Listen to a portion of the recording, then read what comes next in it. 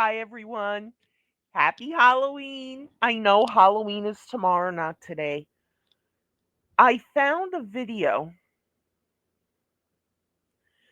20 weird facts about the movie The Entity. I love that movie. It's one of these movies that's taken from actual events. Whether you believe in the supernatural or not, these are things that were reported. There was also a show called Sightings who did a story on it back in the 90s. And I think Unsolved Mysteries did a story on it. But here we go. The woman's name. Oh, I forgot her real name. Wait a minute. Where is this? Uh,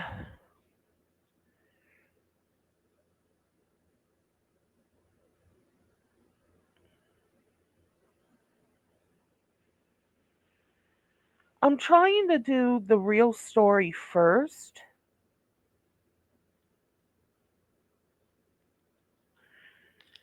Oh, well, there is a woman who went through a lot of stuff. And this movie is supposed to depict what she went through. But remember, this is Hollywood. They can exaggerate stuff. Single mother Carla Moran, played by Barbara Hershey, is raped and attacked by by an invisible force. She begins therapy with Dr. Phil Schneiderman, played by Ron Silver, a psychiatrist who believes Carla's traumatic past is motivating her to commit self induced injuries rather than anything supernatural. When the attacks continue, Carla invites two college students with an interest in the paranormal to visit her house. After seeing the ghost in action, they agree to help Carla defeat her invisible attacker. Okay, I'm not going to do a reaction to the movie, only the trailer and the video about the 20 weird facts, because there are scenes in it that YouTube might shut my channel down for. But it is an amazing movie, really amazing. And there's a sound effect and music that go together so perfectly. It adds to the creepiness. Okay, first off, this is the trailer to The Entity from 1982.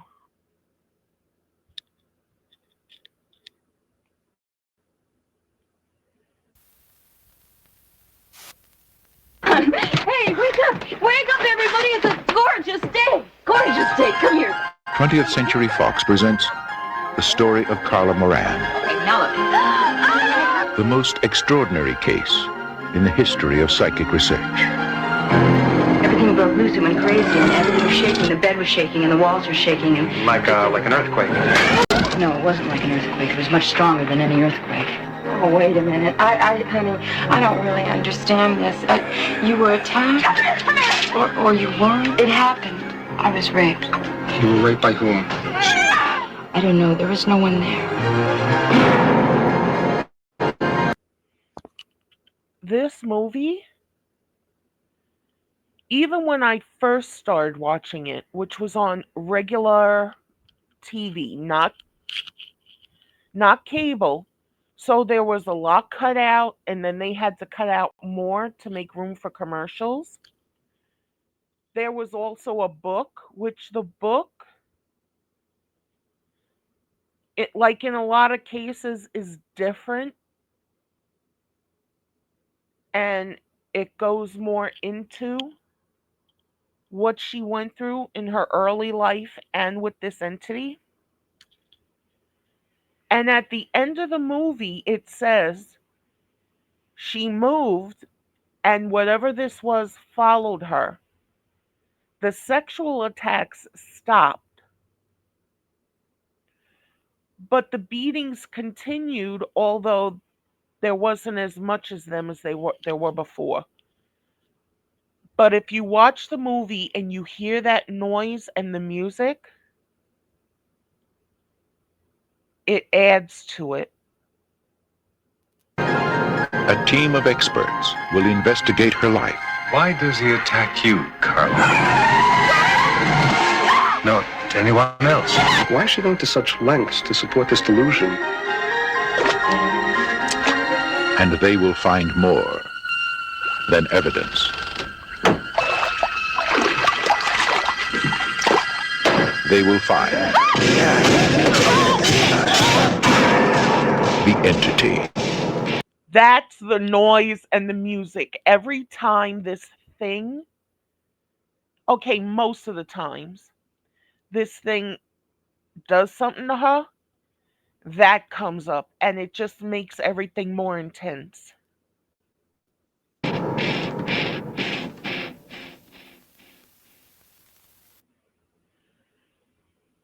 Okay, that was the trailer.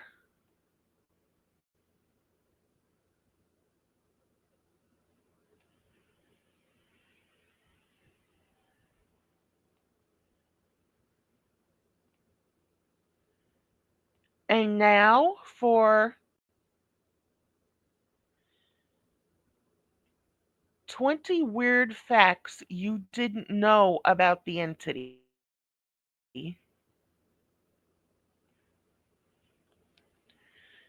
Here we go.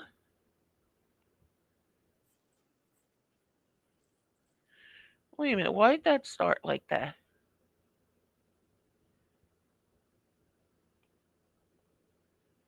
Okay.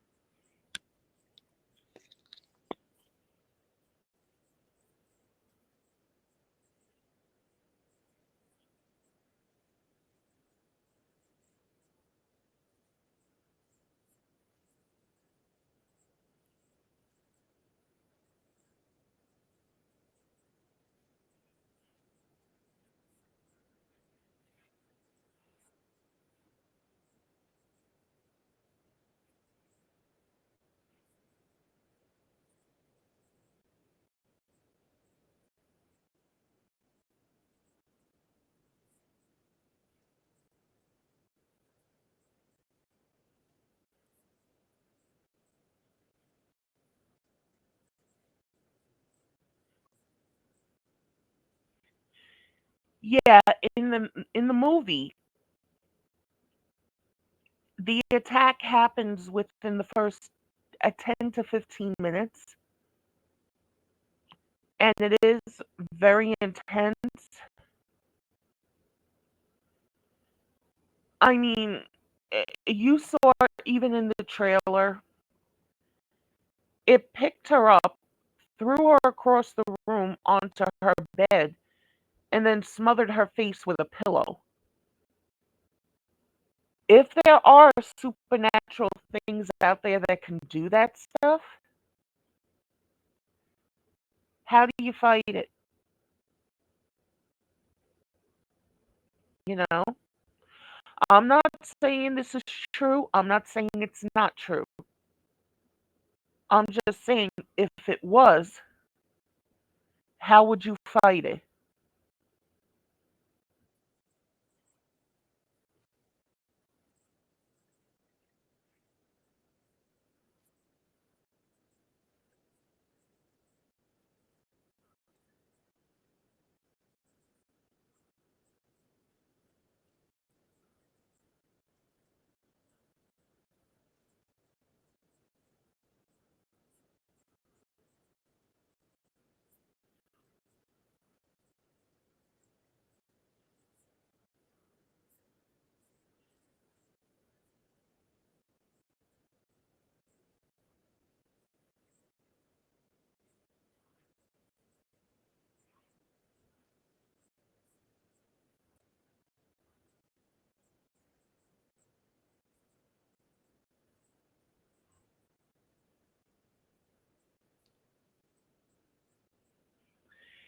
And if you watch a lot of these shows about ghost hunting and whatever, when you start taking a lot of pictures or video or moving things around and whatever, you can disturb what's there. This is according to them, not me.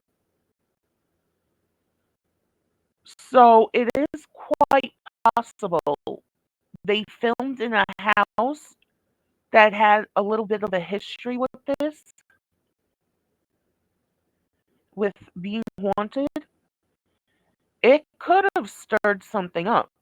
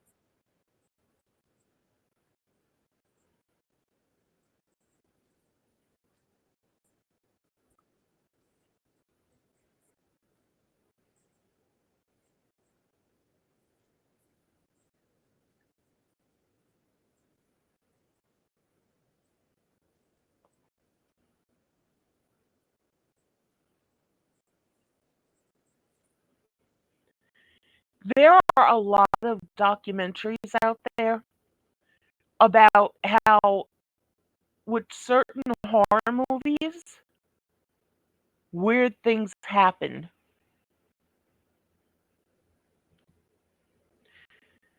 Is it because they're, like, in a sense, invoking things they shouldn't? I don't know. But the documentaries are very, very interesting.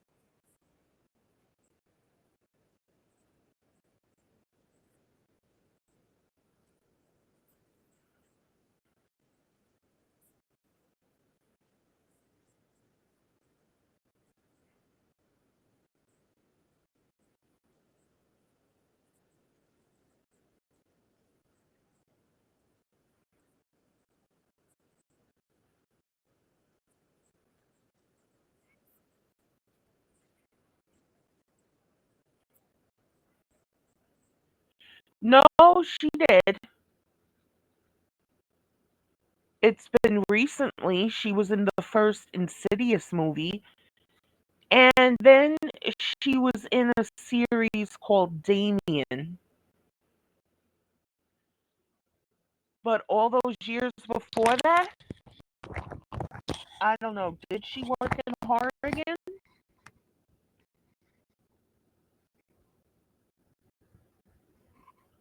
IMDb?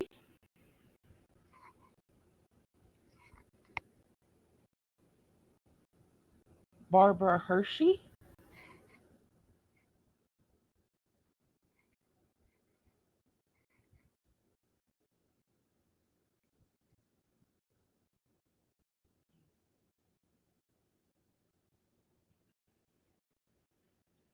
Oh, and by the way, I have to share this. My son gave me a new kind of soda today. Okay, well, it was new to me. 7 Up Shirley Temple. It was so good. Okay, let's see.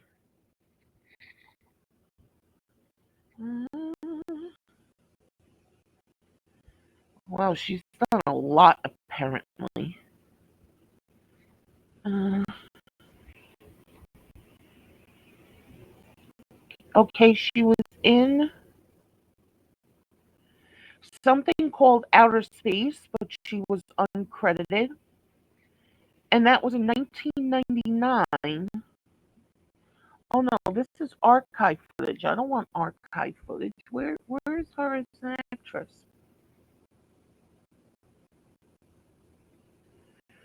Okay, filmography. Okay, let's see.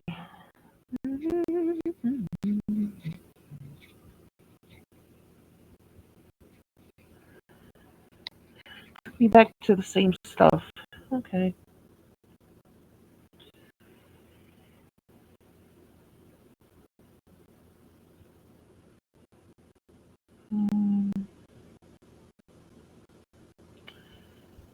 Okay. She was in 2 episodes of Once Upon a Time, which I don't know. I would consider that in the supernatural genre. You know what? Let me do this here on the computer. On the phone, it can sometimes be a pain in the ass. IMDb.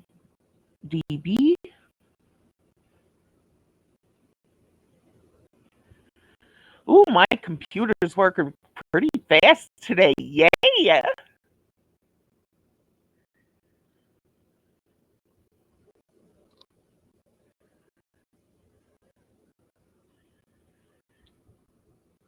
Oh, yeah, that's right. She was in Black Swan.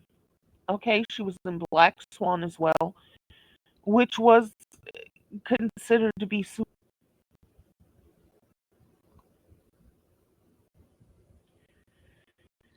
Okay, actress. Here we go.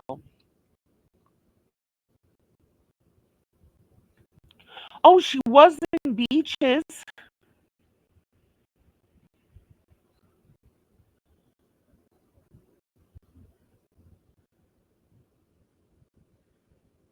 Let's see.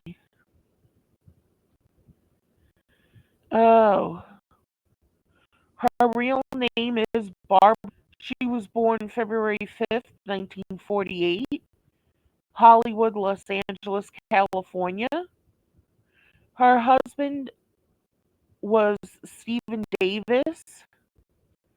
They got married in 92, August 92, and the marriage lasted until November 93. They're divorced. She has a son, Tom Carradine, and they're listing one parent, Arnold Hirstein.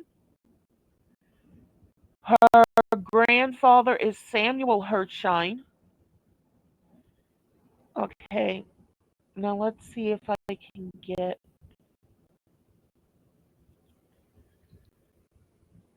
to her actress stuff. Okay.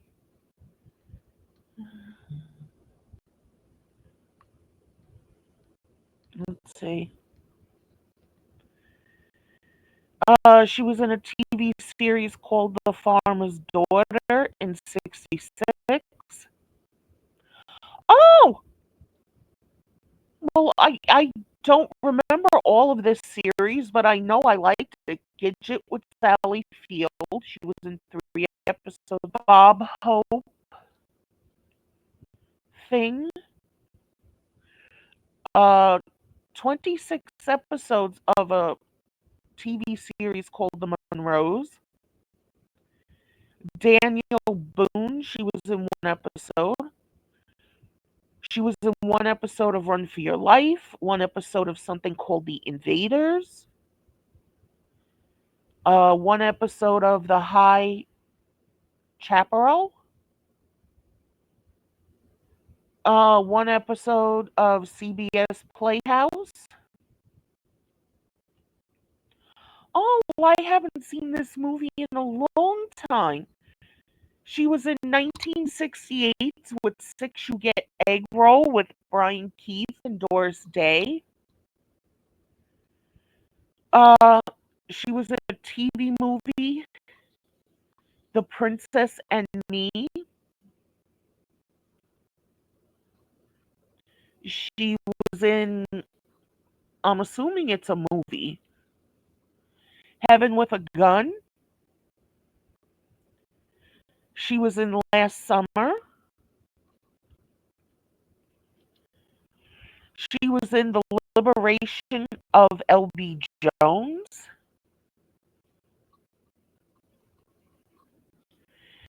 She was in 1 episode of a TV series called Insight.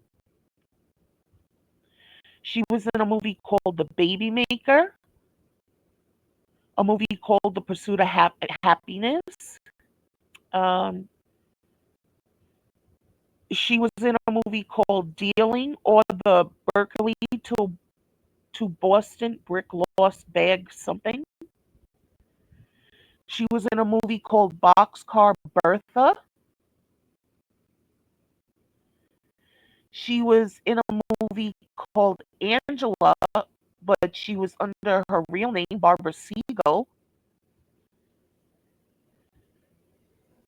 She was in a few movies with her real name, Barbara Siegel. Um, a TV series, 1 episode love story. A movie called You and Me. A movie called The Crazy World of Julius Ruder. 2 episodes of Kung Fu the series, the original series. A movie called Diamonds. A movie called The Last Hard Men. And this is all before she was in the entity. The Last Hard Men, A Dirty Night's Work, Night being Knight, a TV movie called Flood, another TV movie called In the Glitter Palace, another TV movie, Just a Little Inconvenience, another TV movie, Sunshine Christmas, 3 episodes of a TV miniseries, A Man Called Intrepid, 1 episode of a TV series called From Here to Eternity. She was in a movie called The Stuntman, a movie called Angel on My Shoulder, a movie called A Man Called Intrepid, a movie called Americana. She was in a movie called Take This Job and Shove It. She was in 2 episodes of a TV series called American Playhouse. Then she was in The Entity. After that, She was in an episode of Fairy Tale Theater, a movie called The Right Stuff, a movie called The Natural, a TV movie called My Wicked Wicked Ways, The Legend of Errol Flynn. She was in one episode of a TV series called Alfred Hitchcock Presents. That might have been a supernatural thing, a horror thing, I'm not sure. She was in a TV movie called Passion Flower. She was in a movie called Hannah and Her Sisters, a movie called Hoosiers, a movie called Tin Men, a movie called Shy People. She was in a movie called The Last Temptation of Christ. She was in a movie called A World Apart. Then she was in Beaches. Then she was in a TV movie, A Killing in a Small Town. Then there was a movie, Tune In Tomorrow, a TV movie, Parish Trout, a movie called Defenseless, a TV movie called Stay the Night, a movie called The Public Guy. Oh, she was in Falling Down. She was in a movie called Swing Kids, Splitting Hairs, A Dangerous Woman, 4 episodes of a TV miniseries, Return of Los and Dove, TV miniseries called Abraham, another movie, Last of the Dogmen, The Pallbearer, Portrait of a Lady, Frogs for Snakes, a TV movie called The Staircase,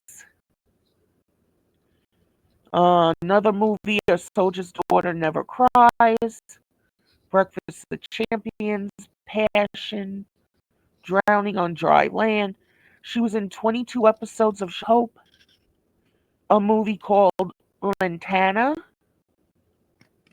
a TV miniseries, 2 episodes called Daniel Deronda, TV movie Hunting Point, TV movie The Stranger Beside Me, a movie called 1114, Riding the Bullet, Paradise, which is a TV movie, TV series The Mountain, a movie called The Bird Can't Fly, Love Comes Latest. Oh, she was in Anna Green Gables, A New Beginning. I didn't know that. A movie called Albert Schweitzer, 1 episode of a TV series called Poirot. Then she was in Black Swan, which was horror, but I'm not so sure was supernatural. Then she was in Insidious, which definitely was supernatural. Then she was in Answers to Nothing, Left to Die, a TV movie. Then she was in Insidious Chapter 2, which is another horror movie. Once Upon a Time in Wonderland. I don't know if that's horror, but I would consider it supernatural considering what I saw from the first Once Upon a Time. A movie called My Sister. She was in the series 15 episodes of Once Upon a Time. She was in 10 episodes of the series Damien. Then she was in a movie called The Ninth Life of Louis Drax. She was the voice of, I guess, who she played before? Yeah, Insidious The Last Key. She was in 3 episodes of The X Files. She was in 10 episodes of a TV series called Paradise Lost, a movie called The Manor, a movie called Nine Bullets, Strange Darling, and a series called 23. So this person in the video is wrong. She did do stuff in in the horror genre again, but nothing like this, nothing this intense. Okay, enough of my big mouth for now. Back Engineers to the kept hearing breathing, but no one was on mic. As Carla's experiences grow more violent in the film, the sound design becomes increasingly important, building tension with subtle hisses, hums, and ambient dread. But not all of it was intentional. During editing, engineers began noticing faint breathing sounds under certain scenes despite no actors being mic'd at the time. At first, they assumed it was leftover noise from boom mics or ambient takes.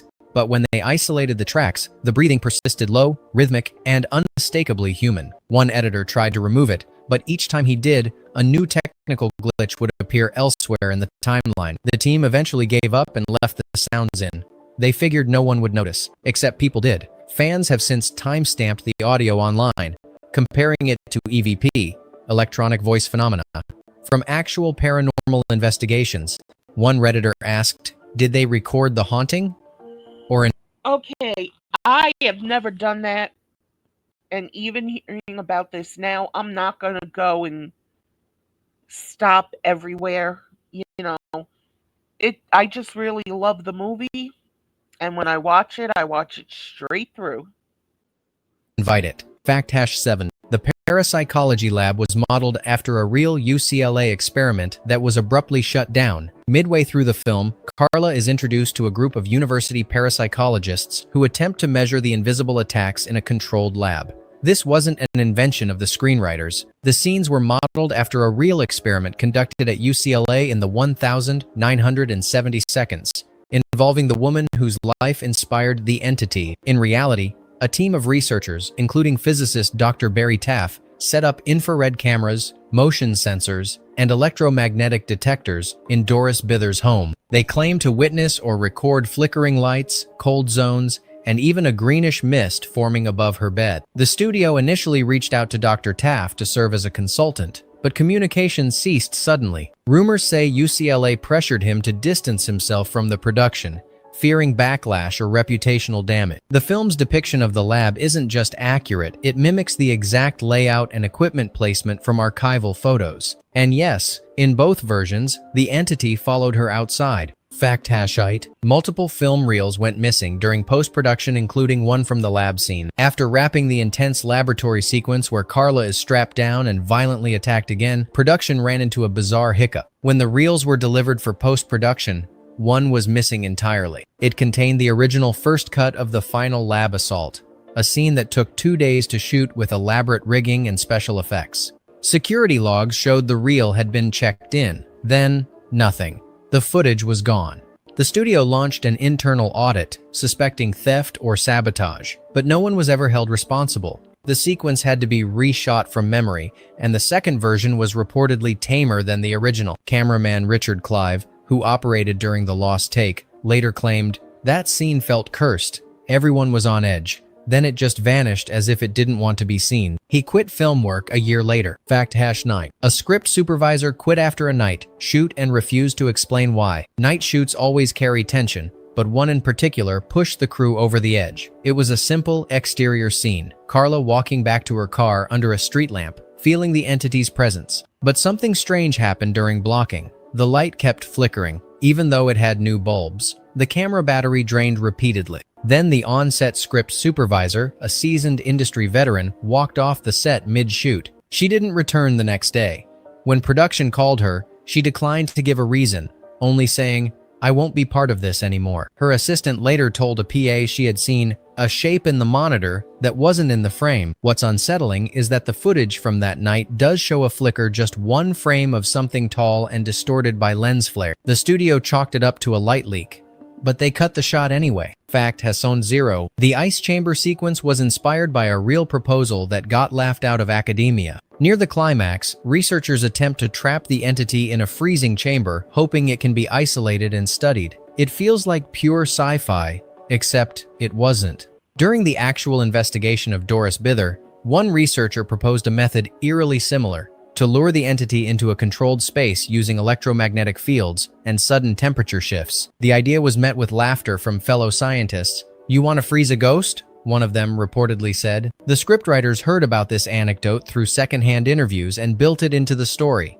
But they elevated it into full-on cinematic madness, turning a fringe theory into a $50,000 set piece. Dry ice, hydraulic rigs, and pressurized fog systems were used to simulate the freezing chamber. Ironically, some of the most skeptical critics of the film later admitted that part was too ridiculous, which might mean it was the truest part. No one's tried it since. Fact has unknown. The director refused to be present during the final attack scene. For the climactic final attack, where Carla is violently assaulted under laboratory supervision, the atmosphere on set turned grim. Despite months of production, rehearsals, and effects tests, director Sidney J. Furie reportedly stepped away just before filming began. An assistant directed the sequence in his place. When asked why, Furie told a friend, "There are lines I don't want to cross, not even for cinema." The scene required Barbara Hershey to simulate convulsions while being strapped to a gurney as machinery exploded around her.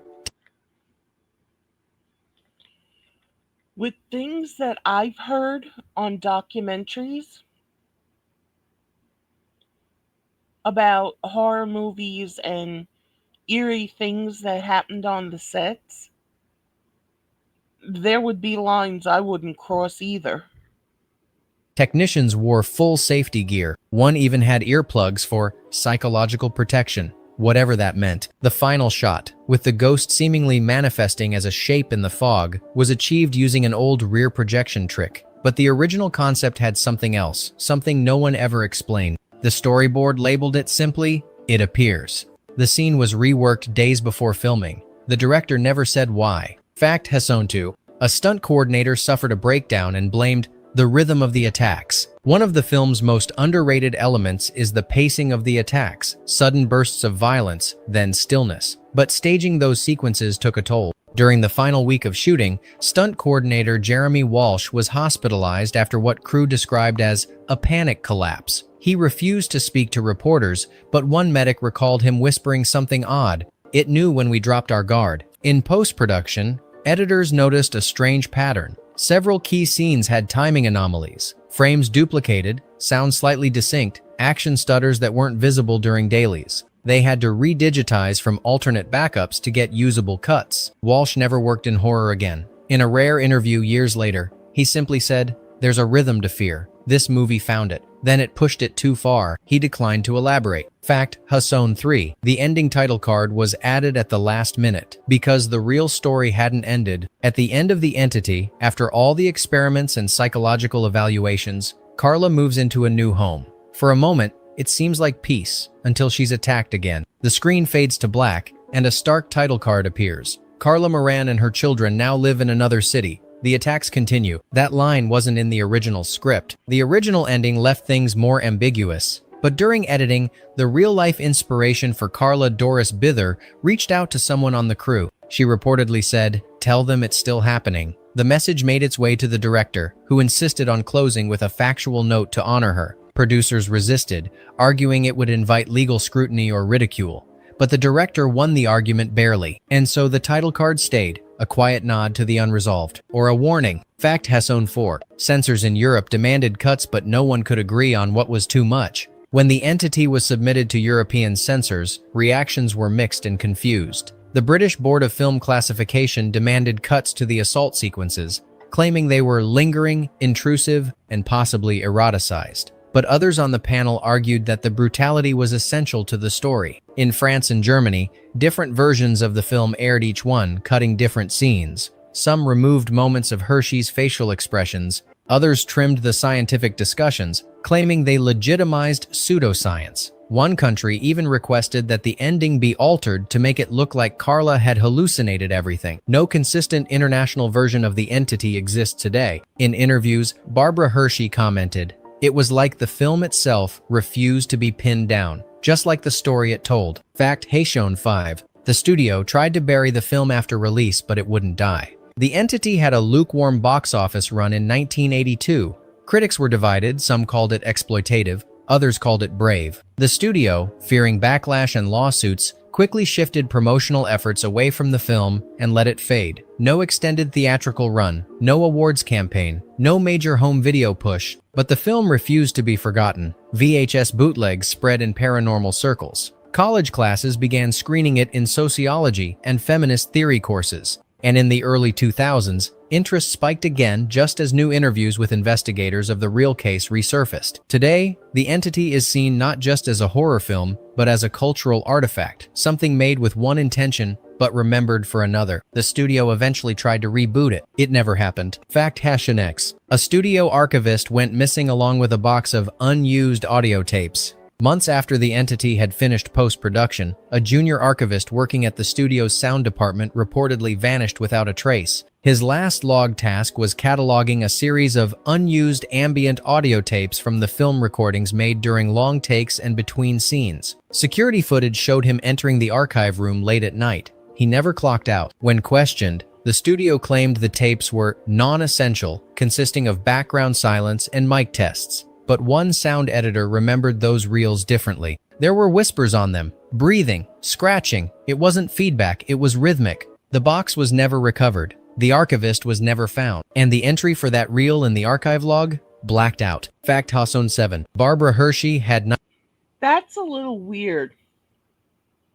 The guy himself was never found again? And this wasn't in major newspapers? That's a little weird. Nightmares for months and refused to do promotional interviews. While the film gained traction with genre fans, Barbara Hershey all but disappeared from its publicity circuit. Unlike most leading actors, she gave no TV interviews, skipped red carpet events, and refused to attend the wrap party. Privately, she admitted to castmates that she'd been experiencing recurring dreams, always involving mirrors, static, and a bedroom that looked like Carla's but wasn't. She asked producers not to contact her for sequels or spin-offs. "Let this story rest," she allegedly said. Years later, when asked by a journalist if she regretted the role, she paused and replied, "I don't regret the work, but some things follow you longer than you expect." To this day, The Entity remains one of her most powerful and most avoided performances. Yes. Fact#8. The real Carla allegedly watched the film then refused to speak about it again. Doris Bither, the woman whose life inspired the film, lived in relative obscurity by the time The Entity premiered. Journalists tried to find her. Paranormal investigators wanted her on record, but she remained silent. One source claims she did watch the film once at a private screening arranged by a sympathetic academic. Halfway through, she reportedly stood up and walked out. "They made it look clean," she said. It wasn't clean. She refused all further comment. Some believe she kept journals of her later experiences. Clean?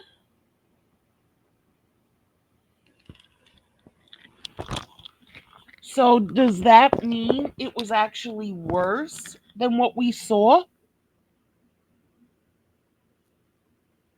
If they exist, no one has found them. Her sons have never confirmed or denied the events. And so, the final word on what really happened never came from the one person who lived through it. Fact, Hassanein, a mathematician, tried to analyze the film's audio and found a hidden pattern. Years after The Entity had faded from public attention, a mathematician with a fascination for psychoacoustics ran the film's audio through a spectrographic analyzer. What he found wasn't music or dialogue, it was repetition. Deep in the sub-audible frequencies, buried under the soundtrack, were pulses that repeated at regular intervals, but only during the attack scenes. At first, he suspected it was part of the score, some subliminal effect to unnerve the audience.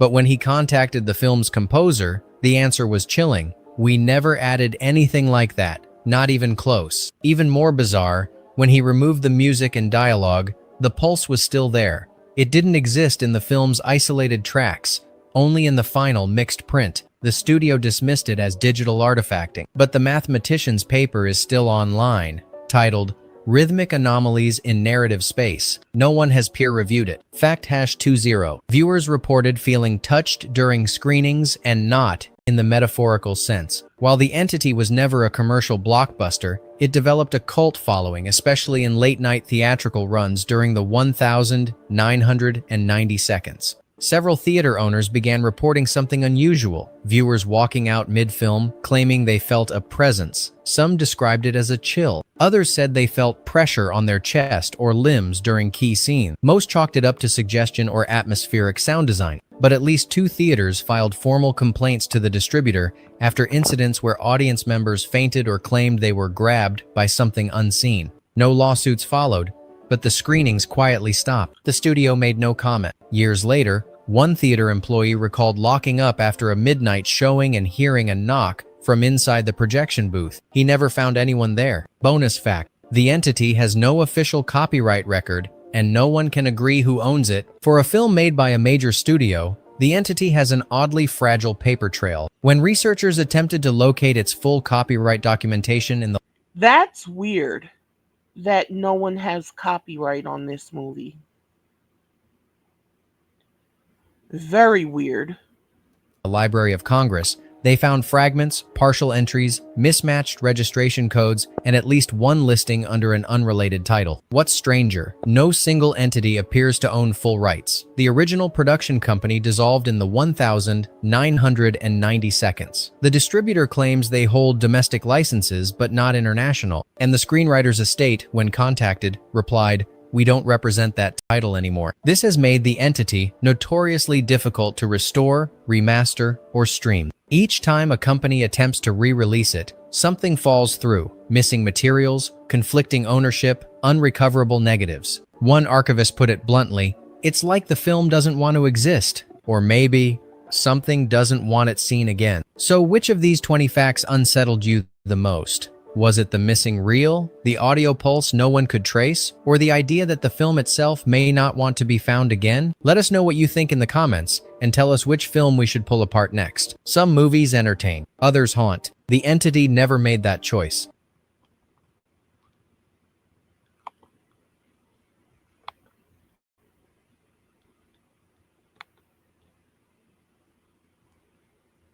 Okay, that was weird. Some of those facts I knew. Most of them I did not. And this whole copyright thing, that's very weird to me. Very weird. Because there are a lot of people today who would want to own this and have it in their physical media collections. And remastering it, cleaning it up a little bit and whatever, the film and what, that would be amazing. To have it crisper, sharper. But with the copyright issues, it might never happen. This was very interesting.